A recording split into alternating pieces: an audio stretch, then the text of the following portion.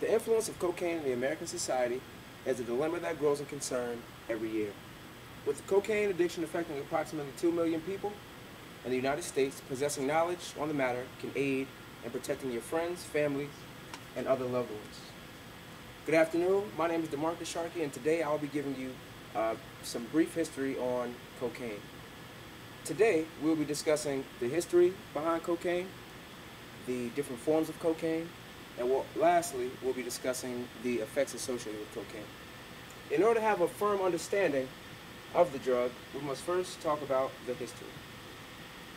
The first finds of cocaine were in the Inca Empire in 5000 BC. During that time, it was primarily used for field hands because it was known to give them strength and also eliminate fatigue. As it would grow in popularity, it would make its way into many different areas of their culture.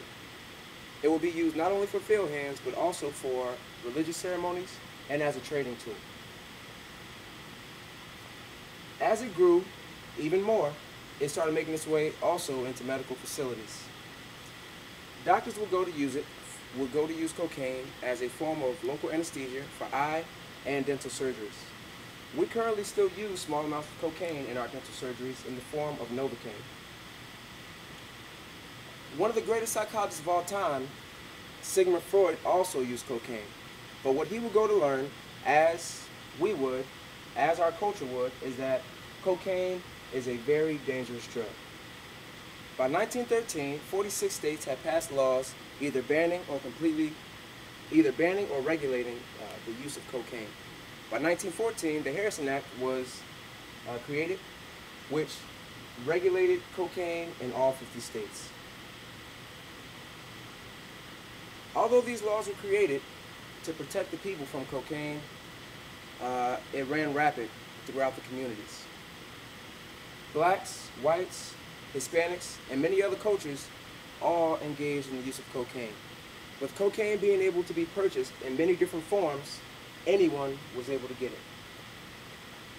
The next subject that we'll be talking about are the many different forms of cocaine. There are three forms that we'll be talking about today. The first one we'll be talking about is the coca paste. The coca paste is made when you smash up coca leaves and then you add gasoline to them. That gives you the coca paste. This is usually mixed with tobacco and then smoked.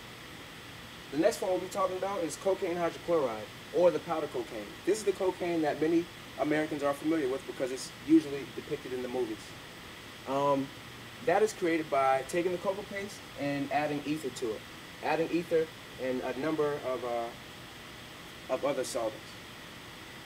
That is usually snorted, and it may be injected intravenous. The last form that we'll be talking about is crack cocaine. Crack cocaine is created by taking cocaine hydrochloride and adding household goods to it, such as baking soda and or other substances. Crack cocaine is the cheapest form of cocaine that is distributed within the streets. With the three forms of cocaine, there are many effects associated with them. Some of the major effects include hallucinations, panic attacks, other forms of anxiety, irritability, and depression.